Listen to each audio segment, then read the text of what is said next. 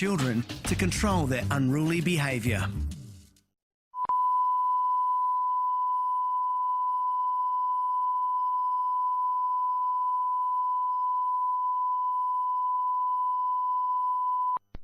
This is ABC Television, Sydney, Australia. Threats between North Korea and the United States escalate as a strike on the US is called inevitable. New Zealand's election ends in a stalemate, with both sides seeking the support of an unpredictable populist. And North Queensland versus Melbourne. Who will Sydney get behind for the final showdown?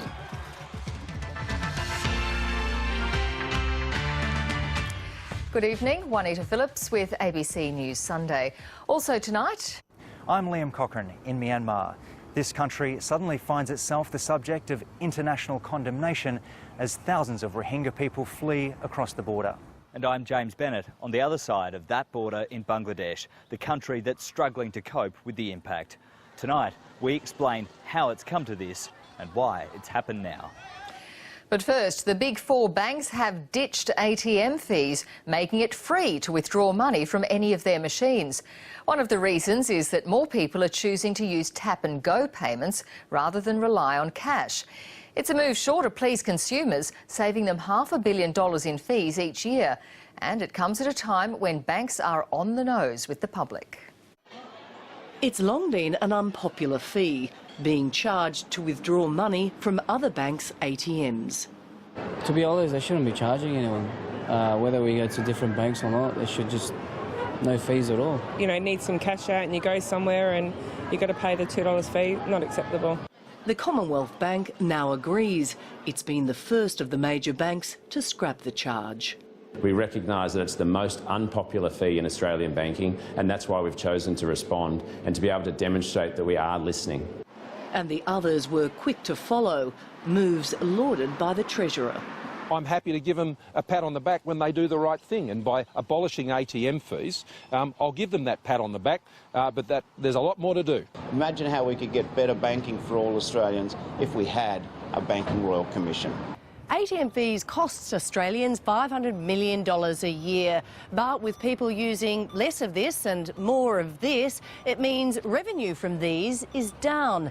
And analysts say it's one of the reasons banks are scrapping the fee. We're using ATMs less anyway. It's a pretty clever move. It's going to be very popular with consumers, but ultimately we shouldn't have been paying the fees anyway. I can see how it can be a quick win and a good news story for the banks. Great news, and it's about time. Those charges are ridiculous anyway. All four major banks are expected to have abolished the fees in the coming weeks.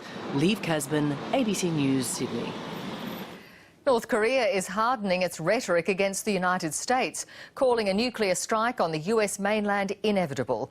The rogue nation's foreign minister described the US president as mentally deranged and said his threats had increased the chances of military action. As he took the stage in New York, thousands of protesters took to the streets in Pyongyang. ABC correspondent Zoe Daniel reports. After Donald Trump's threat to totally destroy it, North Korea isn't stepping back. Pyongyang put on a show, not of military might, but people power, in what state media said was a protest against American threats. Just hours later, the regime gave its formal response at the podium at the UN. The absurd reality that a person like Trump, a mentally deranged person full of megalomania and complacency, the person who is chastised even by American people as commander-in-grief, lying king and President Evil, is holding the seat of the US president. North Korea's foreign minister told the United Nations the president had tainted the institution with his reckless and violent words. He committed an irreversible mistake of making our rockets' visit to the entire US mainland all the more inevitable. And that it's Donald Trump who's on a suicide mission, not Kim Jong-un. In case innocent lives of the US are lost because of this suicide attack, Trump will be held totally responsible. In another development, US bombers have flown off the coast of North Korea, further north of the demilitarised zone than they've been so far this century. Harsh words delivered to Iran by the president appear to have led to that regime testing a new missile. Like it or not, we will continue to protect the people of Yemen, Syria and Palestine. Like it or not, we will increase our deterrence and defence power in any form we deem to be necessary. The American president responded, Iran just test-fired a ballistic missile capable of reaching Israel. They're also working with North Korea. Not much of an agreement we have. Zoe Daniel, ABC News. New Zealanders may be waiting days or even weeks before finding out the result of the country's election. With nearly all the votes counted, the National Party is leading with 46%. While Labor, led by rising star Jacinda Ardern, has secured over 35% of the vote. But it's the New Zealand First Party, headed by Winston Peters, that will be kingmakers, helping form the next government. ABC reporter Josh Bavis is in Auckland and has the latest on this cliffhanger election. Celebrations for the incumbent. Bill English claimed a victory of sorts for his National Party. Just short of half of all New Zealanders voted National and 10% more than our nearest rivals. While National won the popular vote, it's not a big enough margin to form government. In the next few days, we will begin discussions with New Zealand First, finding common ground. Welcome, Jacinda! Jacinda Ardern managed to breathe life back into Labor, but again, not enough to steal the show. We will do everything we can to work with any party that shares our belief that New Zealand can be better. The balance of power rests in the hands of this man, 72-year-old New Zealand First leader Winston Peters. You spend all your time sucking up to the two old parties, and tonight, this afternoon, they'll make a decision, and tomorrow they'll try to make a decision, but they won't have the cards that matter. He's already showing a willingness to use that power, including with the press. If I'm going to the negotiating table to talk about things, why would I tell you? Mr Peters says he'll take his time deciding whether to hand National a fourth term in office or use his numbers to back the Labor-Green coalition. It was a tall order for Jacinda Ardern, condensing her campaign into just 7 weeks. Even without becoming Prime Minister, she's brought Labor back from the brink. The vote's done, but it will come down to delicate political negotiations to determine the result. Josh Bavis, ABC News, Auckland. Now that most households are meant to have received their postal surveys, the campaigns for and against same-sex marriage are using more vigorous techniques to win. The Yes case has bombarded tens of thousands of mobile phones with text messages, while the No camp is rallying its supporters, arguing society is at risk from communist agendas. Here's National Affairs correspondent Greg Jennett. Australian Christian. The No campaign's nothing if not determined. Just stay calm and stay quiet. Let security do their job. Thank you. Through repeated provocation, it persevered. Would you give free speech rights to Nazi Germany fascists, would you? Even exhortations to torch churches were ignored. As it stuck unerringly to its core arguments. The Marxists are on their march through this civilisation. The invasion of its launch was tolerable, but the messaging of its phones was taken as a dangerous descent in campaigning. How invasive, how deceptive, and how very, very wrong. The official Yes team had dialed up tens of thousands of phone users with a text message advocating a vote. Reception varies. I just thought it wasn't really their place to sort of decide that for us. I think they should just leave it alone. Were you surprised at all that they sort of had your number? Yes, I wondered how they got that. I guess I get messages all the time from pretty random things, so yeah. I understand that people are frustrated about receiving a text message. We're frustrated about having our dignity put to a postal survey. On phone or on foot. The price of their life until the TV cameras around. The Yes campaign's aiming to reach millions of households to get out the vote. Its arguments and St Paul's letter to the Corinthians have persuaded another senior Liberal. He says faith, hope and love, and the greatest of these is love. And on that basis, I voted yes. And its techniques are endorsed by Labor. The No campaign saying, oh, it's really unfair that people are urging a yes vote. It's ridiculous. We didn't want this, but we've now got a campaign for it. Mobile phones are the digital campaign flyers of modern elections, and messaging through them will only increase, which is why this Parliament's already recommended a legal regime to cover electronic campaigning. And for the record, commercial operators with large databases full of numbers, and not telcos or government agencies, are responsible for sending the texts. Greg Jennett, ABC News, Canberra. A young woman has been killed in a hit and run in Sydney's southwest. Police are still searching for the driver. Emergency services were called to Milpera early this morning, where the pedestrian was struck. Paramedics tried to resuscitate her, but she died at the scene. The woman is yet to be formally identified, but police say she was 19 years old. Witnesses say she was hit by an older model white utility, which drove off without stopping. A Sydney father has been charged with leaving his child unsupervised in a car during yesterday's record heat. The 3-year-old became distressed after he was left in the locked car outside a licensed premises.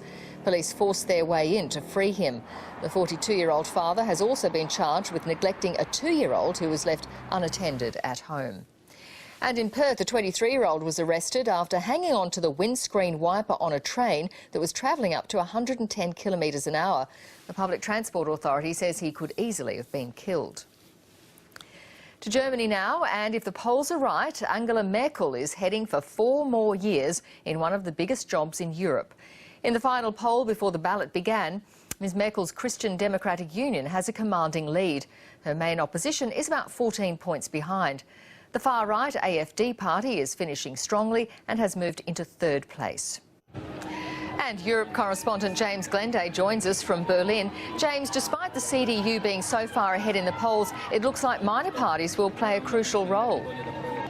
Well, they certainly will, Juanita, because coalition governments here in Germany are the norm. And after tonight's election, we can expect negotiations on who's going to form government and who's going to get what jobs in that government to take place for weeks and potentially even months. As you mentioned, we're expecting the Conservatives of Angela Merkel to finish first, the Social Democrats to come second, and therefore the minor parties really hold the key. If a couple of them do quite well, then perhaps Angela Merkel can cobble together some sort of coalition with them. But if they don't, then she may have no choice but to turn yet again to her centre-left rivals, the Social Democrats, and form another so-called grand coalition between the biggest and the second biggest parties here in the Bundestag. So do you think there'll be any surprises this election? I don't think we're going to get too many surprises tonight because all the polls here in Germany are thought to be quite accurate, and indeed they're all pretty much saying the same thing. But there has been some real consternation here in political circles in Berlin over the last-minute poll surge of the right-wing nationalist group Alternative for Germany. It's now not only on track to become the first party of its type here in the Bundestag since the end of the Second World War, but it may even finish 3rd overall and could become the biggest opposition group in Parliament. Alternative for Germany promises to put bikinis ahead of burqas and populate the country via pregnancy, not immigration.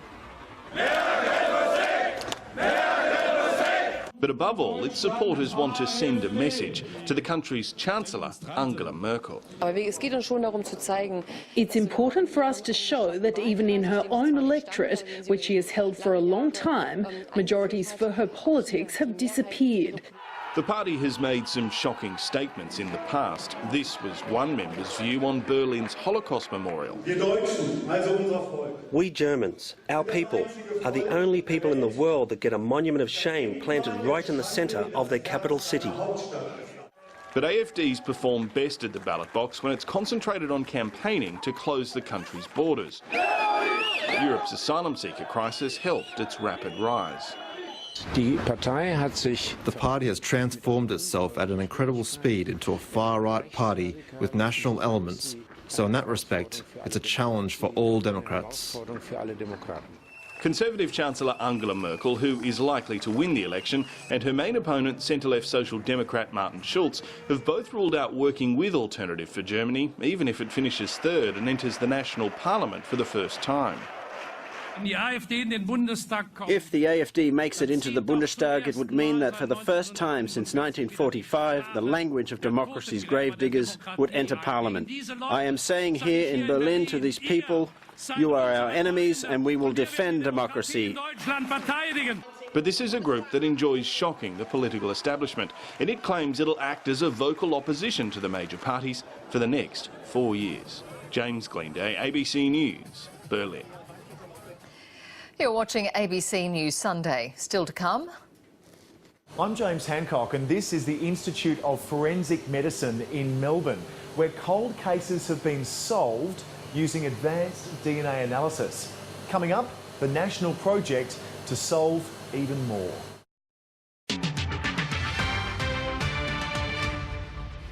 It's been 1 month since the Rohingya refugee crisis began, and there seems to be no resolution on the horizon.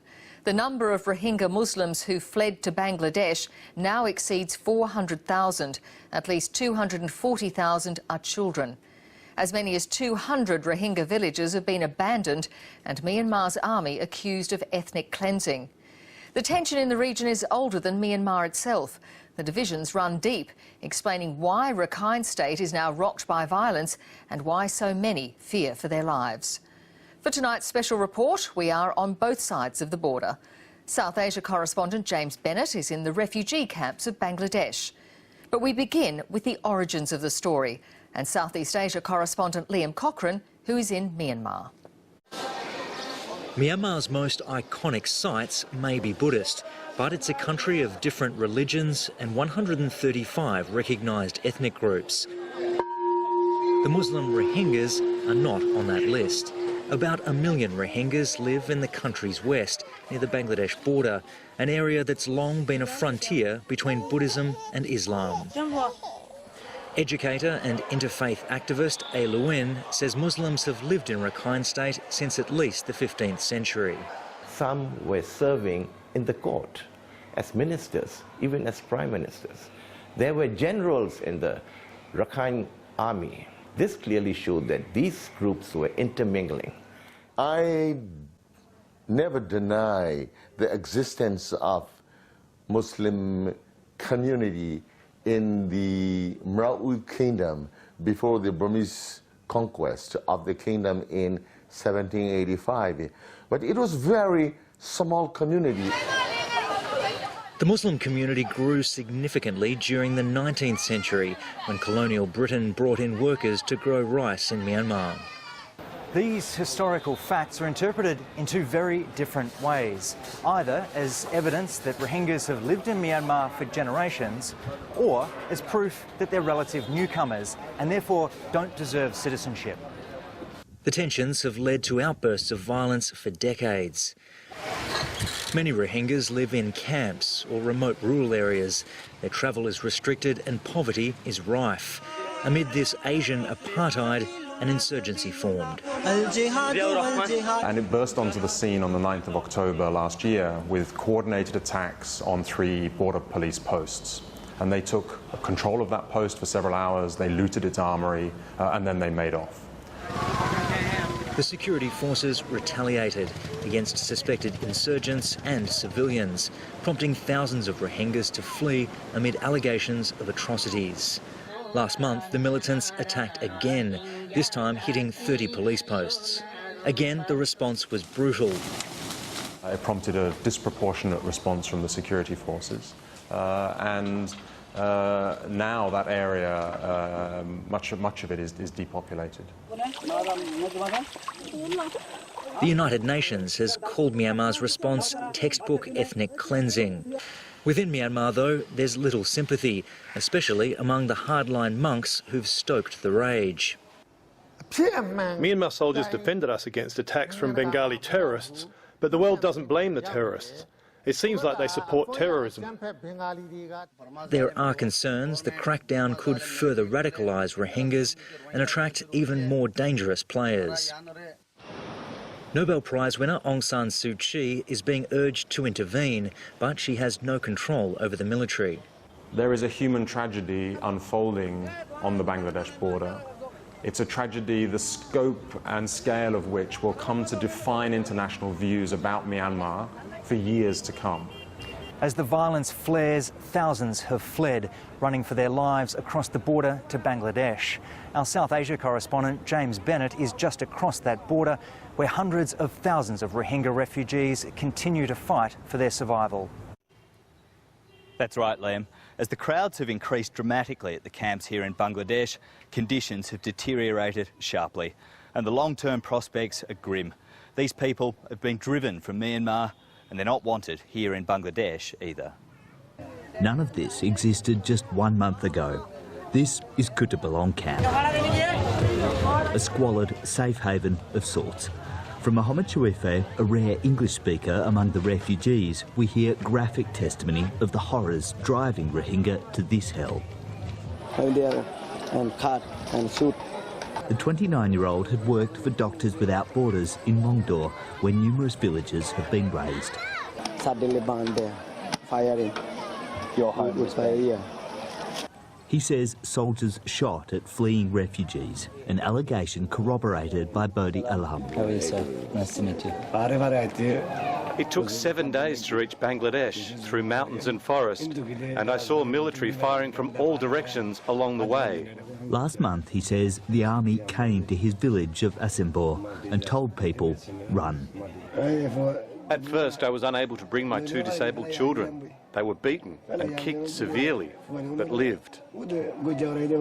He, wife Noor Shafa and 4 able-bodied children carried the crippled boy and girl to safety, leaving everything else behind. The scale and speed of the exodus has exceeded all expectation. A staggering 40% of the estimated 1 million Rohingya who lived in Rakhine State just 1 month ago are now living like this. Safe from persecution, yes, but hunger and disease loom. People are using this water not only to bathe, but also to wash food and even to drink. But unfortunately, it's also a latrine. And it's not hard to see why aid agencies say this immense concentration of people has all the makings of a public health catastrophe. Poor and densely populated, Bangladesh's humanitarian welcome has limits. The Rohingya, are they allowed to come out from here? No. No. But for Bodhi Alam's family, survival means staying, whatever they must endure here. They're burning our villages. Our neighbours were killed and slaughtered. There's no reason to go back. And right now, nowhere else to go. James Bennett, ABC News, Kutupalong. Thousands of Balinese have fled their homes and now face an anxious wait to see if Mount Agung will erupt. Bali's governor has already declared the area a natural disaster zone and says up to 75,000 people who live near the volcano will need shelter. Indonesia correspondent Adam Harvey has the latest from Bali. Inside Bali's evacuation zone, locals are salvaging what they can. I'm worried about the gases caused by the explosion. Deep underground, Mount Agung is stirring. The town of Salat is inside a 12-kilometre exclusion zone, and most of its residents have already left. We're getting out of here. Police and military are making sure there are no stragglers. We're taking all our stock to Denpasar before it's too late. Around 18,000 people are now in evacuation centres outside the danger zone. It's a logistical challenge to keep them housed and fed. Mount Agung is just over there. Right now, it's hidden by cloud, but you don't need to see it to know there's trouble brewing because you can feel it. Shifting magma is causing hundreds of tremors every few hours. They're becoming more frequent and stronger. If the volcano explodes, it's likely to be big. I think it will happen in the next few days. It's been 50 years since the last explosion. That's why we think it'll be big.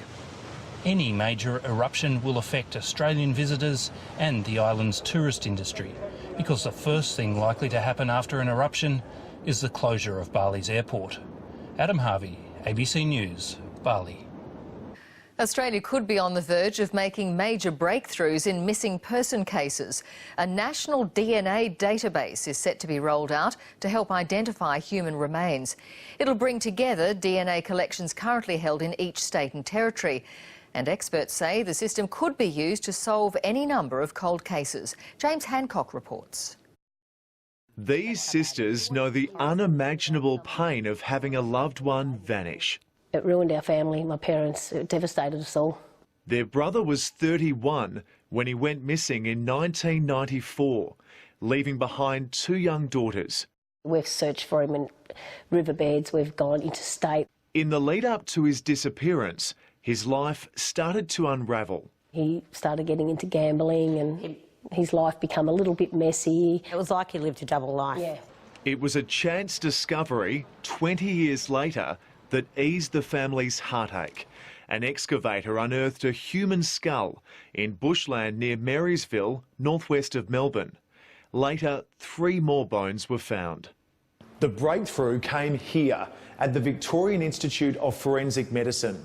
Scientists collected DNA from the bones, generating a profile.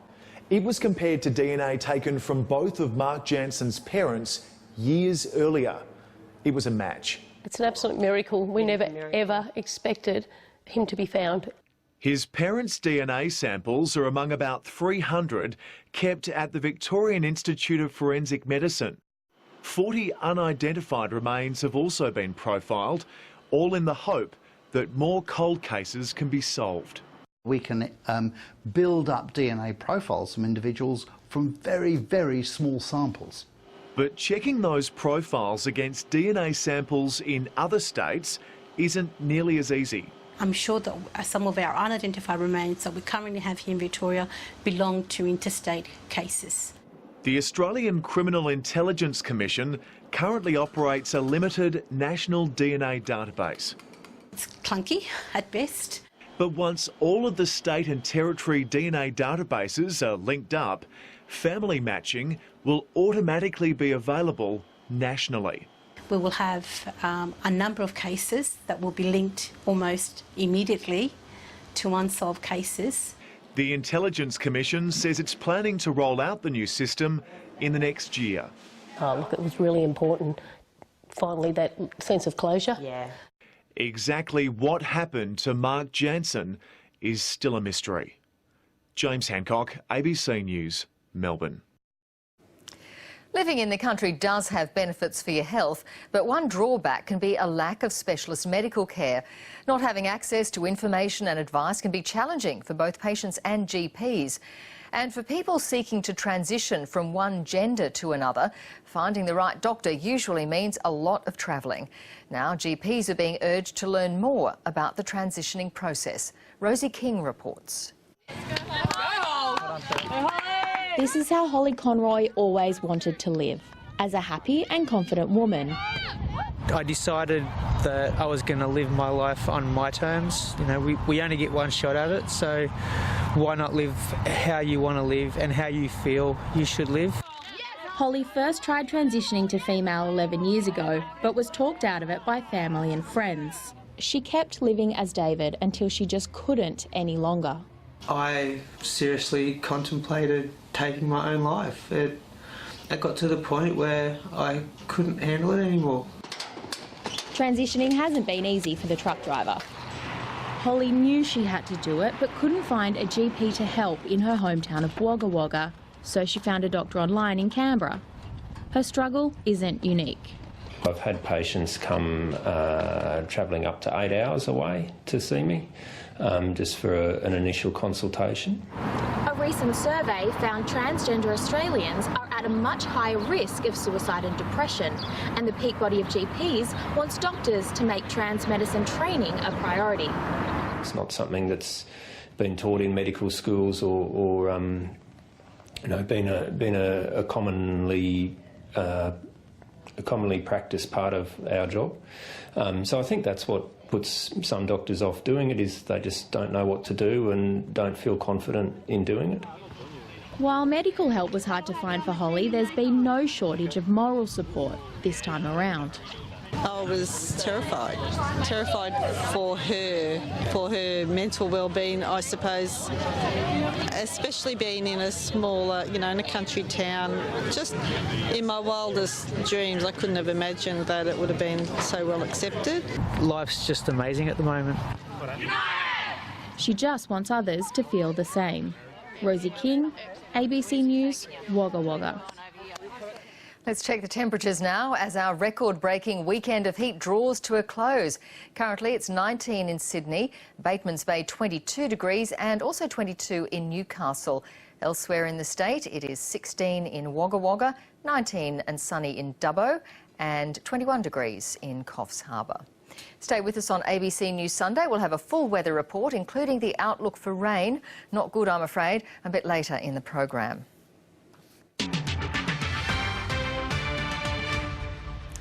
The North Queensland Cowboys have returned home to cheers from their fans after defying their underdog status to reach the grand final. The Cowboys stunned the Roosters 29-16 to complete a remarkable run to the premiership decider. The fans flocked to Townsville Airport to congratulate their heroes. We haven't won yet, but this support is it's unbelievable. Against all odds, the pride of the North are just 80 minutes away from premiership glory. The challenges and adversity that's been thrown our way has really brought this group closer together, and what we're doing at the moment is pretty special. A third upset in as many weeks. This time the Roosters were victims of the stampede. Bolden gets it over the line. I think it's a try.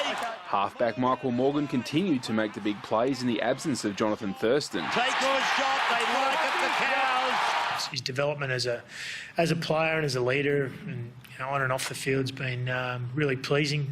It was an exciting contest with both teams trading tries as the crowd of 28,000 lived every play. Away goes Connor Watson in 17. But costly errors in crucial stages of the match proved telling. Out to Kyle Faldo. Did he get it down? It was a bittersweet moment for the Roosters, who finished second last in 2016. If you said at the start of the year you're going to get to, the third week of the finals, it would have been pretty enticing. But now you're sitting at the third week in the finals and you're bitterly disappointed. In better news for the Cowboys, there is a selection headache with co-captain Matt Scott ready to return from injury. I'll worry about that next week. The happy Cowboy camp will ride to Sydney one last time with the storm looming on the horizon. Joden Perry, ABC News. Richmond fans are still partying after the Tigers booked their first grand final berth since 1982. But it's not all good news. Captain Trent Cotchin faces a nervous wait to see if he'll avoid a suspension. Peter Lusted reports. When you've waited for 35 years, a spot in the grand final means a lot. Best day of my life. Got married earlier this year and last night topped that off. While the party is still going strong. We haven't been to bed. Went home and watched the replay. I've had about 4 hours sleep. The stirring win was set up by the Tigers' leaders. After a tight first half, Richmond finally broke away in the third quarter as their young stars delivered a moment many thought impossible. The Tigers are in the grand final! Can you believe it? It prompted an eruption of noise and emotion.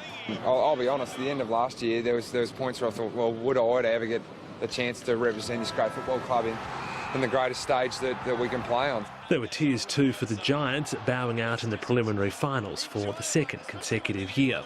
We need to get that 5 or 10% better to get over that hump of prelims, and we'll be keen to do that.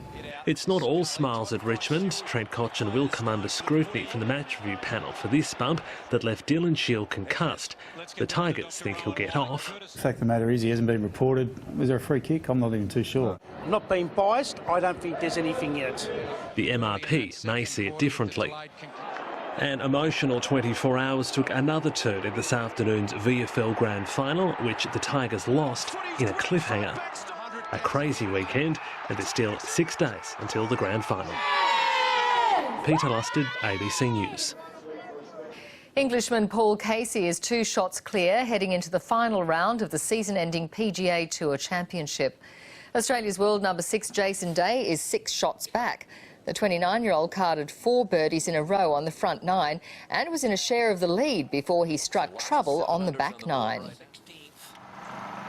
Yeah, if he's able to get this one on the green, Peter, that would be a great shot, and this is going to come up short. Yeah, just a wild tee shot there to the right, hit the cart path. You cannot get careless late in the day here in the 3rd round. This eagle on the 6th was the highlight of Casey's 5 under par round. If he wins, he could pocket around $11.5 million for ending the season on top of the FedEx Cup standings. Australia's women's road cycling team has taken silver at the World Championships 2 weeks after winning an appeal against Cycling Australia. The governing body originally elected not to fill its full quota of 7 riders, saying it didn't have a standout winning prospect.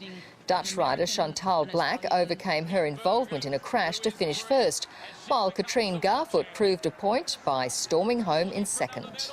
Garfoot charging home for second place. It's Garfoot who's holding on. She takes the sprints. Garfoot is now Australia's most successful rider at this event, having won bronze in the individual time trial. There's a new space race underway. This one is all about innovations like low-cost rockets and nano-satellites. Space is a $400 billion industry, and local entrepreneurs are urging Australia to get on board and set up its own space industry. Liftoff from a private launch pad in New Zealand. Rocket Lab is one of a growing number of companies offering commercial satellite launch services. Liftoff confirmed. And Australian companies are getting on board to do the same. There is a renaissance in space, and we're looking to be a part of that. In Queensland, Gilmore Space Technologies is developing low-cost rockets and wants the federal government to establish a national space agency so it can follow Rocket Lab's lead. They did receive a lot of support by the New Zealand government. It's not that we're looking for a handout, but the Australian space industry does need a leader. An Adelaide company headed by a former European Space Agency engineer is building nano-satellites to be launched by commercial rockets. So the long-term goal is to deploy 100 nanosatellites, but we start with 2. The company's CEO is a member of a government panel reviewing Australia's space industry and is also pushing for a national agency. But I think that it's a perfect time for Australia to, stand up and create a path, for us in which space has got an important position. Okay, it's critical. Adelaide will be at the centre of the space industry universe this week, with more than 4,000 delegates here for the International Astronautical Congress, including industry heavyweights Boeing, Lockheed Martin and billionaire Elon Musk from SpaceX. Australia was a leading space nation when it launched its first satellite from Woomera 50 years ago. The author of a new book on our space history hopes the Congress will encourage the government to invest in the industry. We may actually get a space agency, and I hope this will be the case, but what I really want to see is the detail. The devil is going to be in that detail, whether it is a genuine space agency which has an adequate budget. That detail isn't expected until the government review of the space industry is completed in March. Michael Coggan, ABC News. Checking the weather now, and our record-breaking weekend of heat has really left its mark, with many places having their hottest September day or night since records began. Sydney started off overcast, hot and muggy, with a strong northerly wind springing up late morning. Around New South Wales, it was hot, windy and dry. There were damaging winds across a large area from Western Sydney down to the Snowies. Despite some promising-looking clouds, New South Wales remained as dry as a bone, although the Bureau was hopeful of some showers in the southern ranges as a weak cool front arrived. Wilcannia in the state's northwest was once again the hottest place, with 41 degrees. Victoria has also been suffering from record-breaking heat, but luckily for them, a cool change moved through late last night. The reason for the sweltering conditions is a high over the Tasman and a complex low south of the Bight. Together, they're drawing hot air into the state from Central Australia. A couple of cold fronts are due for the southern and western districts, but they will be short-lived, with a return to warm northerly winds by Wednesday. The cold change in the southern states will be evident in tomorrow's temperatures. Melbourne, Hobart, Adelaide and Canberra all dropping right back to more seasonal norms. Tomorrow, the northeast of the state is going to be hit with that stifling heat. A strong wind warning has been issued for the Byron, Coffs and Macquarie regions. Moving south, temperatures will gradually cool, with parts of the south and west dropping into single figures overnight. Strong northwesterly winds will tend westerly in the afternoon, varying from 25 to 50 kilometres an hour. Winds will be more moderate inland, and apart from the north, temperatures will be mild. Winds on Sydney waters west-southwesterly to 25 knots offshore.